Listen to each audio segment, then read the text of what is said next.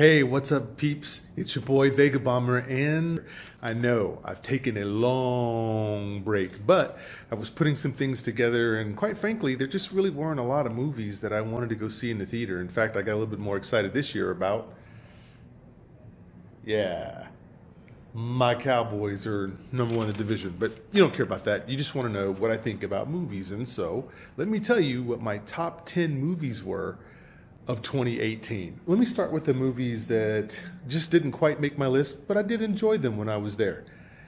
On the just missed my top 10 list, those would be movies like Sicario 2, Upgrade, and I would also put Isle of Dogs on there. I thought that movie was a pretty good movie. So those are the movies who just are outside my top 10. Still movies I think you can enjoy if you watch them on Netflix or a video on demand type service. So now let's get to it. Let's get into the top 10 movies 2018. And at number 10 is Bohemian Rhapsody. Now I know there were a lot of people who were Queen fans who really had or took exception to the movie, but I don't know. To me, the movie did what it should do, which is here's a band that put out some incredible songs that pushed the music industry by combining opera with rock and created a song that shouldn't have made it, shouldn't have made sense, shouldn't have blown up. And it didn't at first, but after people got to hear it and see it, later they found the genius. They found the genius in Freddie Mercury's writing and then the performance of Queen. So to me, number 10 is Bohemian Rhapsody. I think when it comes out on DVD, you won't have a problem watching that movie. Now, let's move. Number 9. And number 9 is Mission Impossible Fallout. Now, at this stage of the game, I'm getting a little bit tired of the Mission Impossible thing because it's pretty predictable at this point. But saying that, Tom Cruise still brings it. This film had tons of action, and so if you just want to see action and not have to think and you want to turn your brain off and just watch some incredible stunts, this movie has that in spades. That's what drives this movie, and I imagine that's probably why you go see it. For me, I need a little bit more story, but it still made it to my list. I still saw it as a good time, so number 9 is Mission Impossible Fallout. At number 8 is Spider-Man Into the Spider-Verse. Yes, number 8. So here's the next Spider-Man who's actually going to be a kid, Miles Morales, who's half black and half Spanish, who's now going to don the Spider-Man suit, but not Peter Parker's Spider-Man suit, his own suit. And so then, of course, they go into that whole verse, and you get to find out about Spider-Gwen and a couple other folks. They're all in there. It's in the trailer, so that's not a spoiler. So, you know what? That film was good. I think it went forward with the technology and what they're going to be able to do with animated films, and I think you can appreciate that in the film, even if you're not a big Spider-Man fan. I think it would have been higher if the focus would have been more just on Miles Morales, because I think I wanted to know a lot more about Miles Morales. But they invited everybody into that whole universe, which is not necessarily a bad thing. It's just what they did with it.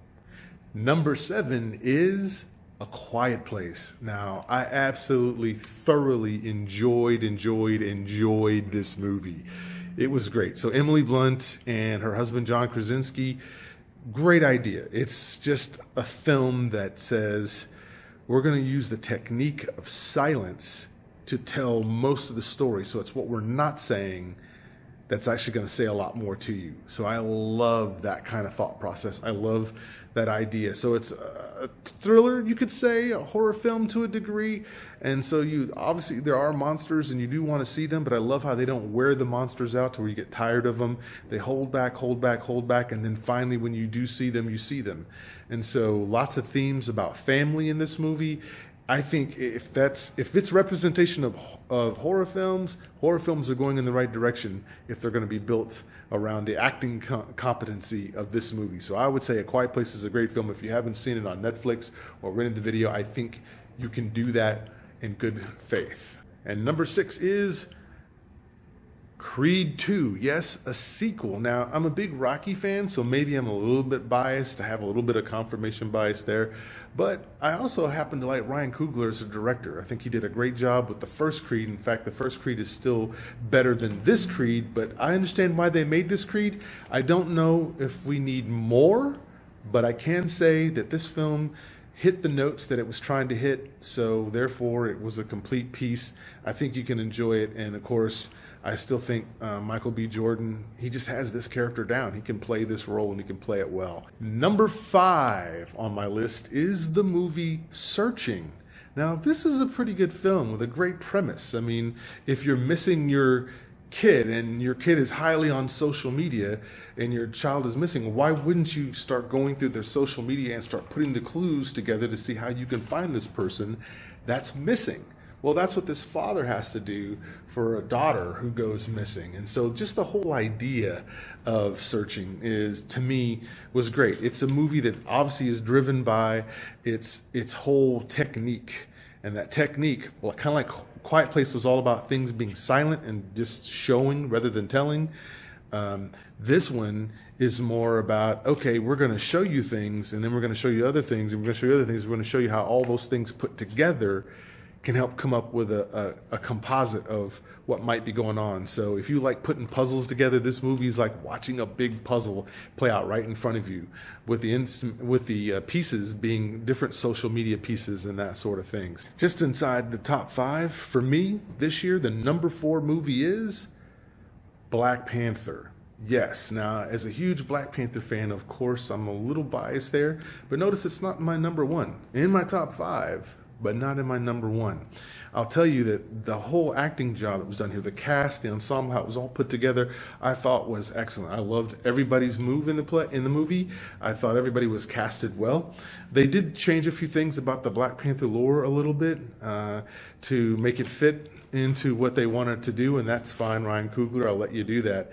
I would say probably the only disappointing thing for me about Black Panther was just the third act and the CGI. I just really didn't want to see another CGI fight. I kind of get a little tired of those, and superhero movies are great at doing that.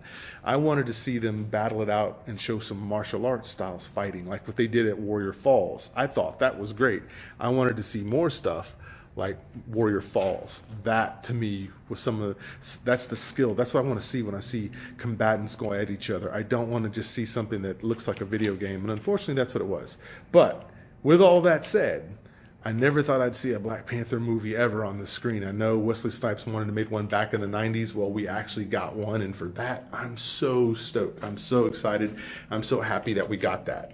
So happy that we got a Black Panther film. And for me, it's at number 4. And in fact, I kind of like watching this movie. I've watched it 2 or 3 times since it came out back in February, and it still holds in play for me. So I like it. Maybe I've put it just a little bit too low.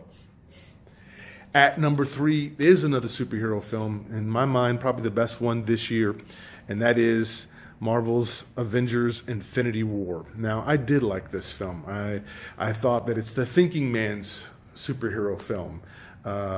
It's still not better than Dark Knight. That'll always be the number 1 comic book movie, if you will.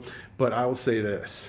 I really, really, really enjoyed the fact that, the good guys don't always have to win all the time. I like it that there's some cost. There's something there to say, hey, how could we do better? How could we improve? And so wanting to see the next one, I want to see part 2 of this as fast as possible. They've sold me on it. I think it's great. I think this whole idea of them doing the Infinity War is a great thing. So Thanos was a great villain. He was definitely up to the task. So I'm with it. At number 2, my number 2 film of this year, meaning a film I was thoroughly enjoying, that didn't disappoint. Number 2 is Won't You Be My Neighbor, the documentary about Mr. Rogers, who was the way people probably should live. He cared more about treating children correctly, because he said that children eventually will be adults, and so as young children, if we can teach them about a world that values things like honesty and telling the truth and being a person of integrity, then how could that ever be a bad thing? So he had a voice. There's something about Mr. Rogers. He could talk to kids, and he wasn't on some crazy perverted thing. He could talk to kids and get kids to turn on. And yeah, that's just a good film. And it's interesting because it's a documentary. And usually documentaries are not very fun to watch. You may learn a lot from them, and they may be accurate to some degree, and may teach you something, but to be an entertaining film that will hold your interest is a hard thing to do for a documentary. But I will say that this one does it. It's probably one of the best documentaries I've seen in the last 5 to 10 years. So Won't You Be My Neighbor at number 2. And finally, my number 1 film of this year, that, and it could be just because I've seen it here lately, is very easily Green Book. Green Book was an incredible movie for several reasons. One, you would think a movie about the Green Book would be a lot more of a serious, sober-minded film. And this film is serious and sober-minded. However, there is great moments of levity in it that surprisingly doesn't take away from the serious nature of what a Green Book is, and about that time, which was the 1960s. It was 1962, so you still haven't had the you had social issues, the civil unrest, because you didn't have equity for everybody in this country still. And this Green Book itself could easily have been a Selma movie or a Marshall film or Race, the story of Jesse Owens. It could have easily been one of those films.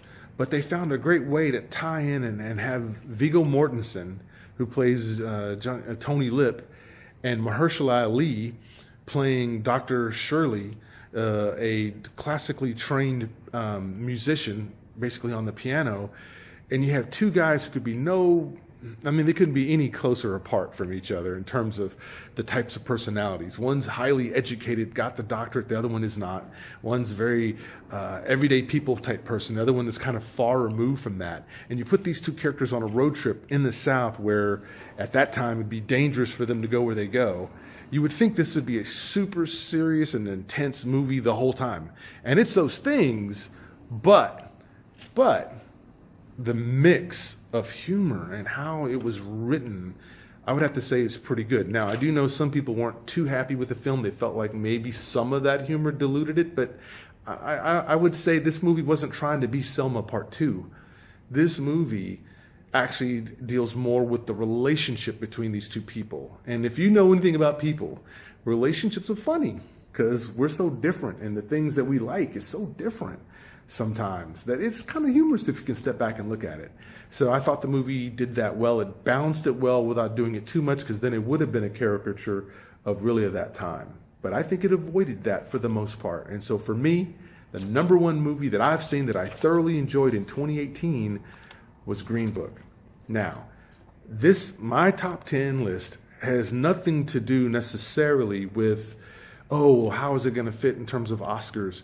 To me, what makes a movie great is the idea that the acting, the storyline, the feel of the movie, how it's shot, all of it should be congruent and tell a good story.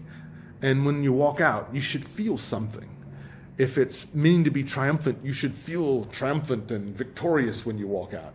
If it's a sad movie that makes you have to really take a good look at people, yourself, or humanity, then it should do that. That to me is a good movie. If I go to a movie and I walk out of it and I don't feel anything and I can forget about it in the next 20 minutes or in 2 days, it wasn't a good film. And movies like that won't make it to my top 10 list in terms of best movies. So now that I've told you what the best movies are, you know what I got to do next. The next video, the worst movies of 2018.